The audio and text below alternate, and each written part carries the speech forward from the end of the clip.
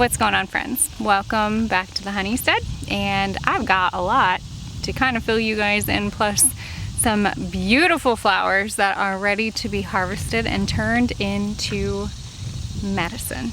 But before we head to the garden, I realized that there are some introductions that I need to share with you guys because they are a special part here on our homestead.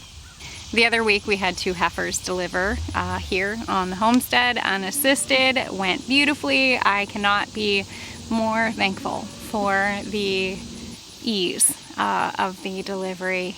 They're both beautiful little bulls. We're quite impressed with them, and the mamas are doing wonderful. But we also have another addition that if you guys have kind of caught on, like my Instagram and maybe a few reels, I don't know. I have not officially done like a full introduction to one of the other new additions to our homestead, but we're getting ready to meet her because she is a very special part of our family. Hey Moose, you wanna introduce your baby sister? Is it time? Come here. All right, everybody, hold on, Moose. Oh my goodness. Okay, everybody, this is the newest baby to the homestead, minus the baby cows, or to my family. How about that? This is Miss Macy. She is a little spunky Aussie baby, which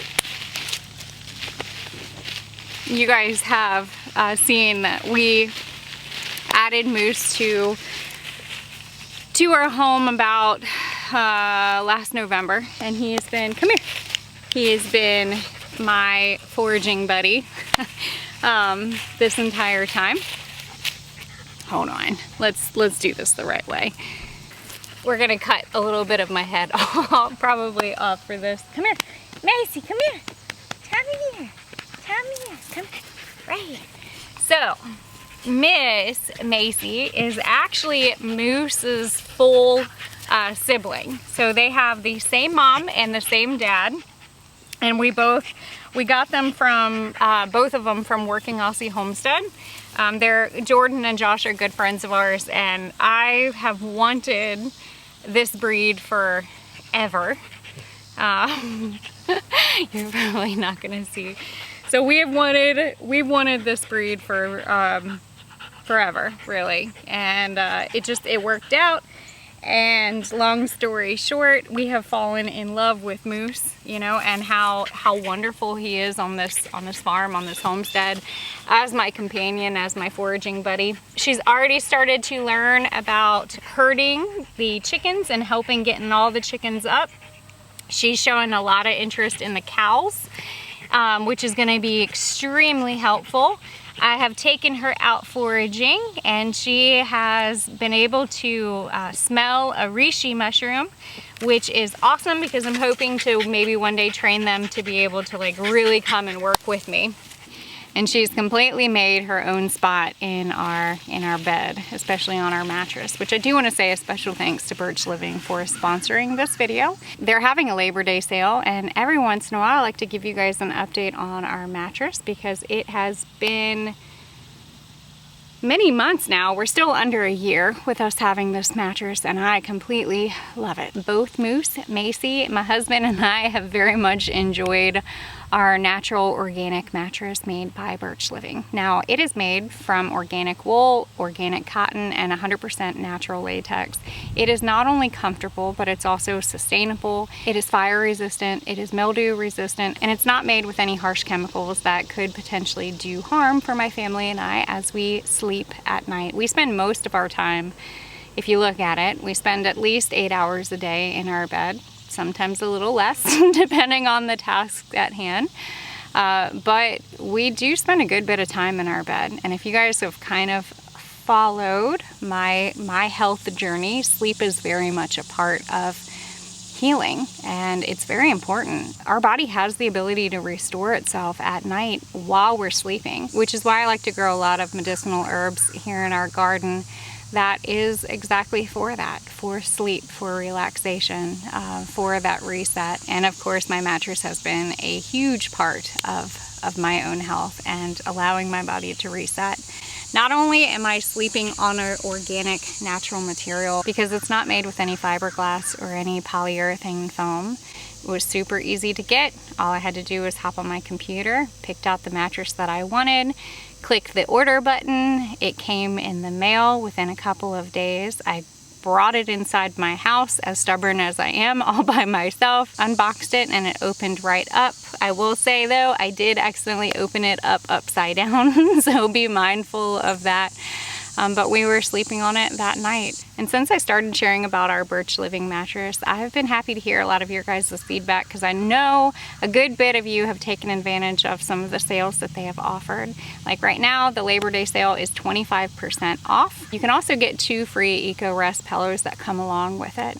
Now, if you are a little bit nervous or hesitant about ordering a mattress online, they are offering a 100-night free sleep trial, and it comes with a 25-year warranty. If you want to take advantage of their Labor Day sale, along with checking out their website and seeing a little bit more about their certificates, they are GOTS and Green Guard Gold certified. They have sustainable resources. You can even read about the sheep and the type of wool that they actually use to make their mattresses. I'm going to put a URL link down below, along with a little scan code that is going to be here in the video somewhere on this screen. But yeah, want to say a special thanks to Birch Living for sponsoring this video, along with providing a wonderful night's rest for both my husband and I and our 2 puppies. I've got some flowers that we have got to go pick here in the garden, so come on. I've got my basket. I even have my bee veil, because I'm going to show you something else.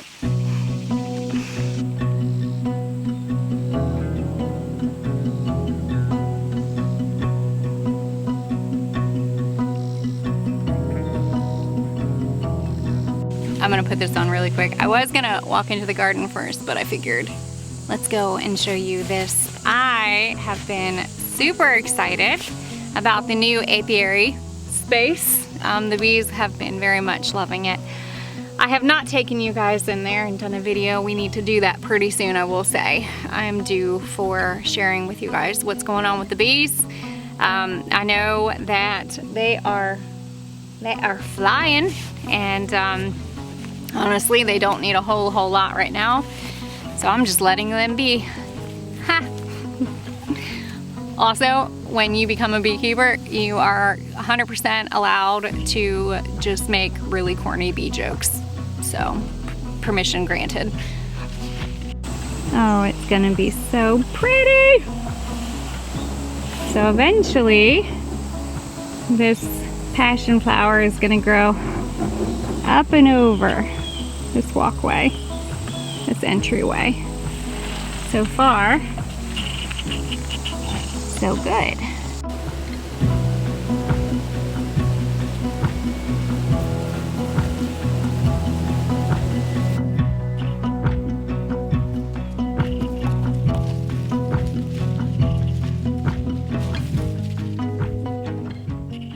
Okay, I think we are getting ready to maybe have a little bit of a storm that's going to come through, but oh my goodness, if you guys have been following my channel for a little while, you probably know that one of my favorite plants that I have growing on my homestead is this gorgeous, absolutely gorgeous passion flower. Now, passion flower there's multiple species of passion flower, but the one that we use medicinally is Passionflower incarnata. And you can harvest the leaves, you can use the flowers, you can use even the younger stems as well. So I just picked a little bit of the young shoot that the passion flower grows. And when you eat it, it has like a combination of like a nutty / asparagus like. The one thing I will say is when you are growing passion flower, expect for it to like. Now I grow and I harvest a good bit of it every year. We actually invite people out to our homestead every, so often for hands-on workshops that we offer here. I let people come in and they harvest the plants and they use it for their own plant medicine. Now, if herbalism is something that's completely new to you and you want to learn more, I do have some ebooks that we have put out. I also have an online course that will put all that information down below. The course is nice because it's at your own pace and you can watch it 100 million times over and over again. You can print all the resources out, and it does have like video tutorials on like how to make certain products like salves, decoctions, this, that, all of that. It's all there, and it's a resource that Jill from Whispering Willow Farm and we put together for you guys, for the ones who want to learn how to do this but don't quite know where to start, or trying to understand how to take back some control for your health, for your family. And so far, a good bit of you that have signed up for the course have been loving it and sharing all of your creations, everything that you're making, like from harvesting the herbs to drying them out to then turning them into tea. But today we're going to harvest some beautiful flowers. Yeah. When I was a little kid, I had a fort growing up that I used to love to hang out in, and I think this is definitely like my favorite adult fort to also hang out in. It smells amazing in here, and it is so much cooler in here than it is out there. I am quite hot and sweating, and I'm hoping that we're gonna get a little bit of a storm this afternoon, but I just want to hopefully see if the camera can pick up the sound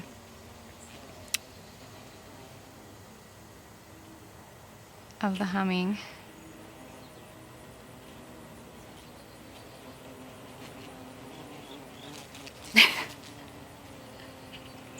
When the big bumblebees, the big bees are on there because they're just like bulldozers. But hopefully you can pick up the sound of all the pollinators that are around. And this draws in so many pollinators.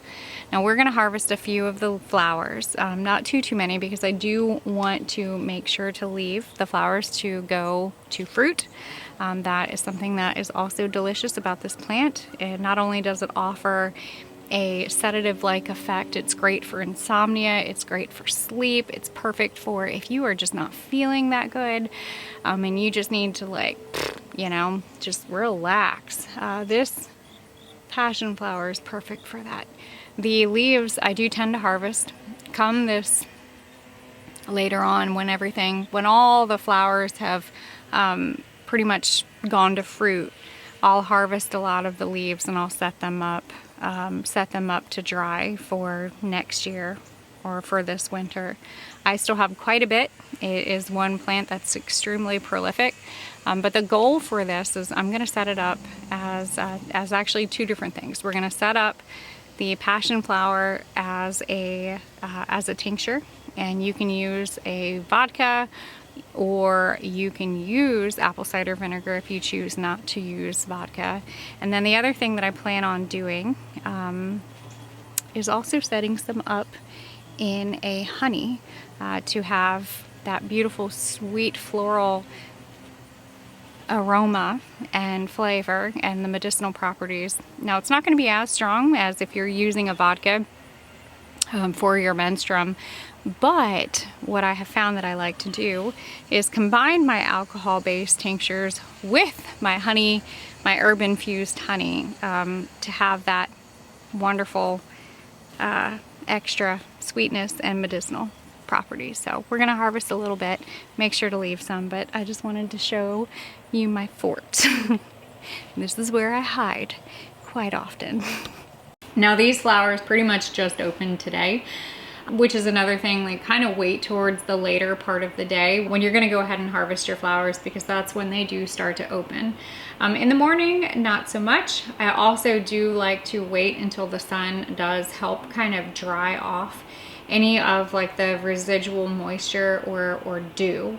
The reason is because you don't want to add too much moisture in with your honey or in with your vodka. That being said, if you were to go ahead and wash them, I would absolutely use the salad spinner and get as much of that excess moisture off so it doesn't throw off your beautiful creation that you are making. So I have got a really fun little jar here. I'm gonna go ahead and fill this up. This is gonna be for my vodka or for my vinegar, if you're choosing vinegar. The ratio, because they are fresh, I'm gonna use a 1 to 2 part ratio, which means 1 part of my plant matter to 2 parts of my menstruum. I'm not packing this down either, because you want your alcohol or your apple cider vinegar to be able to move freely and extract, and you don't want any air pockets. So don't pack it down. You want all of that goodness to be able to get mixed in. This is kind of like the folk method, which is where you're essentially filling a jar pretty much halfway if you think about it. These are really fluffy, so that's why I went ahead and filled the jar all the way to the top, because there is a lot of free space in between. And then I poured my alcohol over. Now I'm using a 100 proof vodka, which is 50% water, 50% alcohol. It makes for the process, the maceration process, so much easier. So that's kind of why I mainly use 50% or 100 proof. Now, as long as you're using something as high as 80 proof, which is 40%, you're okay. Most brandies are 40%, 80 proof, which I bet this would be really good as a brandy too. And I might go and harvest a few more just to try that we, you know, might enjoy a little bit. But I do have another jar we're gonna grab, and then I'm gonna take the rest of this and I'm gonna go ahead and fill it. I did get a little bit of vodka because I make a mess. You guys, if you've been around, you probably know that I'm really good at making messes, but I did use a tray, so at least I have that going for me. I'm not too concerned about the little bit of vodka that's on these flowers that's going to mix in with the honey. My goal is to go ahead and probably combine the herb infused honey with my already, you know, tinctured vodka, just to add for that little bit of sweet and medicinal and, you know, all the good bits. Now I always keep wooden chopsticks on hand because they really help get the air bubbles out. And this doesn't look as beautiful, but it's still very pretty. I'm really excited about combining these two. I think they're gonna be really beautiful together, and I think they're gonna complement it. The alcohol to me is kind of harsh, and as much as I don't mind taking tinctures, sometimes I'm not necessarily like a big fan of the alcohol, but I understand their importance on extracting the phytochemicals, the constituents that are in the plants to create the action. What is it doing? So this is a sedative.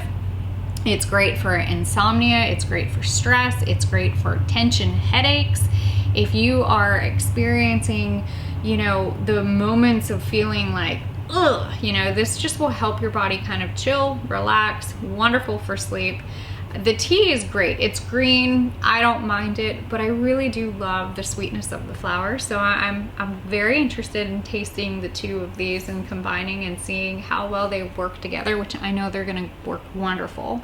The other reason why I wanted to do an herb infused honey, I've actually been doing a lot of herb infused honeys, and here very soon you're going to get a glimpse of that very, very soon on a project that I've been working on. And it's been, yes, I think you're gonna, I'm excited. I'm excited to share more with you about the book and all the things. But what's nice about herb infused honeys are, it's another way to incorporate that herb into a product. Whether I am taking a tincture with an herb infused honey and my alcohol, or I'm doing an apple cider vinegar, mixing it with my honey, guess what? We've just created an oxymel. Or if I have blended a tea and I am just tired and I don't want to use regular honey, maybe I want to use my Passionflower honey. That will help just promote overall restful sleep. But for this, now all I have to do is label it. That's a key thing when you're making things. You always want to remember to label it. So I'm going to name it, which, you know, it's Passionflower Tincture, Passionflower Honey. I'm going to put the date so that I know when I need to strain it out. I can strain this out in a few weeks. For my tincture, you know, 4 weeks is about minimum. I do forget sometimes tinctures that I have set up. Like, I can probably tell you I have some that I need to go ahead and plan on doing very soon. Oh good, we still have time. This is about a month old, but this is my echinacea flower that we went ahead and set up as a tincture. I still have a little bit of time, but about roughly 4 weeks. If it's longer, it's okay. For the Passionflower honey, it will pull a little bit of that moisture out because honey likes moisture, so don't be too concerned. If you are concerned about the moisture content, you could read it with a refractometer, and you could just add a little bit more honey into it, you know, and then just kind of offset and balance. But for the flowers, they don't have too much moisture, so I'm not too concerned about it. If not, we would be making some fermented Passionflower honey, which is also okay. Make sure that you put your label on it, make sure that you put your date on it, make sure you write down what it is so that you're not guessing. This is easy, but sometimes you like put something in a jar and you're like, what did I do? Which I've shared, that ends up being a herbal roulette game that sometimes you don't always want to play. And you do want to make sure to actually put your alcohol down, the ratio that you use, so that you know if it was fresh, what alcohol it was. All of that is really helpful information when you come back to it a couple of weeks, couple of months, you know, you pick it back up and you're like, oh yeah, I forgot. So all of that information is going to only help you and make you become a better herbalist. The other thing when it comes to plants, you know, do your research on this. This herb might not be for you. So always check and make sure, look up the contraindications, make sure that this is not going to do any harm, because as an herbalist, the goal is to do no harm and to help others learn how to help themselves. Dosage wise, because I know a lot of people ask like, well, what is your dose? For this, I would do about a teaspoon up to 3 times a day. Mixing it, you know, if I'm taking it straight, this is not going to have as much of the medicinal properties in it, but it will have some. But for this, you would take a dropper full up to 3 times a day. Great for relaxing, great for anxiety, great for sleep. There's also so much more. I've done many videos on Passionflower, but not one quite like this, which is why I was excited to do this with you guys. Now, storing your tinctures, you can set this in a cool, dark place during that duration of 4 to 6 weeks or longer if you forget about it. And then you can do the same for the honey as well. I will say though, with the honey, I found that if I put it in a brown paper bag and I set it in the window, it is out of direct sunlight, but it's getting a little bit of that warmth, which is then helping the whole infusing process. And it's gonna make it a lot easier when I go to strain it out. It's a lot easier to strain out honey when it's not cold. So little tip. It's gonna rain for the next couple of days, so I'm not too worried about it. So I'm gonna go ahead and set it in here, but then when I come back to it here in a couple of days, then I'll go ahead and place it in the window, or even in a box in my car. Honestly, that does absolutely fine. Just mainly out of direct sunlight. The sunlight will actually break down the plant properties that actually are helping in the process of your medicine making.